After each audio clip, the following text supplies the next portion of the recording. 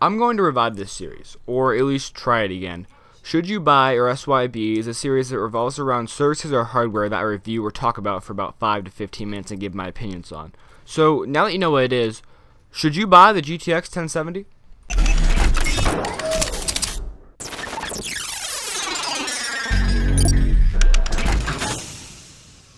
First off, let's talk about the core specs of this card. The Founders Edition is what we're going to be talking about today, but obviously with every single card you get, it will be slightly different. But for the reference, Founders Edition from Nvidia.com, you'll get 8GB of GDDR5 frame buffer, 8GB of memory speed, the newest Pascal architecture, and the core clock of 1683, and that's from Nvidia.com. So all these crazy specs that mean literally nothing to me. I'm not that deep into hardware, but all these crazy specs end up giving you some of the best bang for your buck in a GPU you can get today. Honestly, this card is crazy. The only card to have 8GB of memory or 8GB of VRAM before the 1070 was the R9 390, which I did have. And there was, I think, the Titan X or Titan Z had 8GB of VRAM, but those were less consumer level cards and more of enthusiast level cards. This one's closer and rides the line a little bit more between enthusiast and consumer and mid-range. I'm not sure if you can consider this mid-range, but it's definitely closer to mid-range than the Titans were back in the day. So this was really Nvidia's first shot at a consumer widespread 8GB of VRAM, and it worked out really well, as you will see. So with specs out of the way, let's talk about performance. When you're looking at this card, you have to realize that it's built for 1440p gaming, which I don't really desire, but that's besides the point.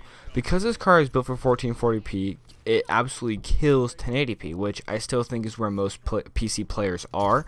The card is a beast at this resolution. Every game that came out in 2016 is going to run great on this card, maxed out at 60 or sometimes 120 FPS. Games like Watch Dogs 2 or Doom or even Witcher 3 all run amazing on this card, which I still think Witcher 3 is the benchmark for PC gaming. That's just my opinion. I've actually loaded up The Witcher on this card when I first got it because I wanted to see how good it looked. And not only did it look great, it ran great, which is always awesome. It's great to have a new card that came out and it was just immediately ready for anything you throw at it. And that's exactly what the 1070 was. It had a great launch as far as hardware goes, because it just literally worked. It was just there. You popped it in your PC, you put the drivers in, and it worked great. And that was really awesome to have on day one.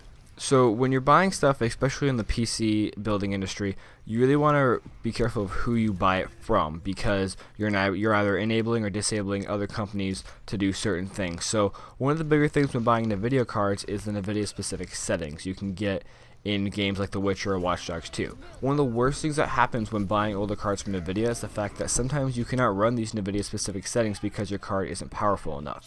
For example, my friend just bought a 750 Ti and he couldn't enable some settings because it was an older card. The 1070, however, is not an older card, obviously. It has no problem enabling Hairworks in other games like HBO Plus and games like Witcher and Watch Dogs 2. But you have to really realize that you are enabling this kind of, not necessarily shady, but reserved business practice when you're buying a $450 graphics card from Nvidia over here. I'm trying to figure out the right words here, but it's very hard business practice in the sense that they don't really share anything as far as HBO Plus or anything like that goes. They keep their technology to themselves, and I think that's something that AMD that really puts their name on the market that says, hey, we are completely open source when it comes to new technology. And that's awesome for AMD, and I absolutely love that, and that's why I ended up going with AMD in the first place when I built my original PC, or one of the reasons. But when you switch to NVIDIA, you really kind of look for the performance. You know, NVIDIA is the performance powerhouse of cards, and I think it's a big decision you have to make by yourself if you want to enable this kind of weird business practice, or if you want to go and enable some kind of open source business practice with AMD. Let's go to VR. This card is VR ready, and so is the 1060, which surprised me, but the 1070 is actually a really good powerhouse for Vive or Oculus or even OS VR. It runs these games really well, and I haven't tested it extensively because I don't have a VR headset. However, the benchmarks on this card are crazy. The VR capabilities of this card are undermined somewhat by the RX 480, which is like half the price of this card. So I definitely would not pick up this card for VR only purposes. And if you want to build a VR rig, it's definitely not going to be on the market. It's definitely not going to be in your price range as far as I'm concerned. With the RX 480 sitting around $230 right now, you can build a full machine for VR for around $650, I would say, and a 1070 is not going to fit in there. The 1070 is longevity built. You're going to have this card for 3, maybe even 4 years, and it is not going to let down a bit. I can tell you that right now. The 1070 is built for someone who is playing games now and is going to buy a VR headset next year or the year after, and guess what? It's still going to do great VR then, because this card is absolutely overkill for the time frame that it was released in. Alright, so let's talk about the elephant in the room here. The price to this card is huge. It really is. It's a lot of money. It's actually the most I've ever spent on a graphics card. I went from the 260X to the 390 and now to the 1070, and $450. I think I paid $390 for mine, but $450 reference is a lot of money, and that is honestly, for someone who's smart with their money, you can build an entire PC off $450 easy. And that is something to think about. When you're putting this much money into one part, you really are in danger of not only bottlenecking your build, but it's also a lot of money just to put down in general. $450 is a lot of money, like I said. And that's really the only way to put it. You have to have a certain kind of income. You have to be smart with your money, first of all, but you have to have like a little bit of expendable income and be a little bit flexible with how you spend your money to get this card if you're not going to buy it on sale. If you buy it on sale, you have a little bit more flexibility as far as the price goes.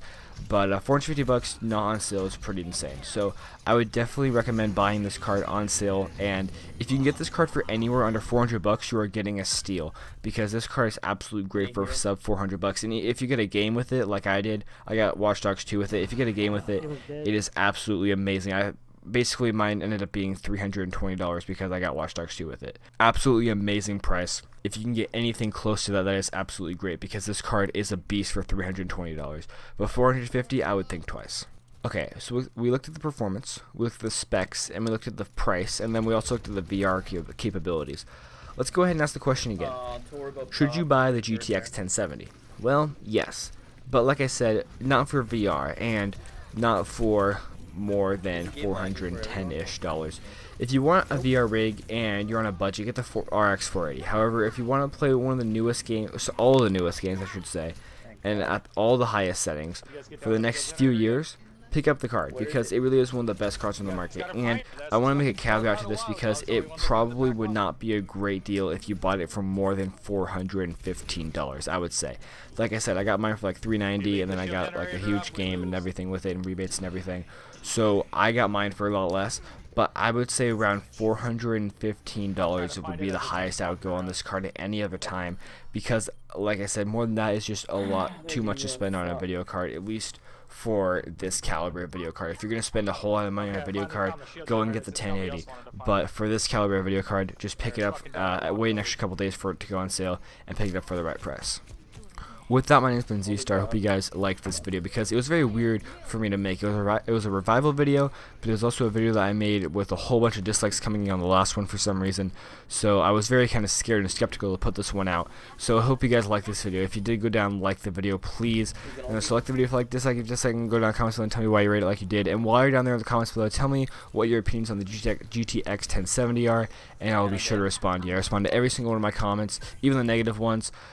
So yeah, go down in the comments below and tell me why you think the GTX 1070 is good or bad, and why you rate it, why you like the video, why you dislike the video. And this outro is taking forever now, so with that, I'm going to say I'll see you guys in the next video.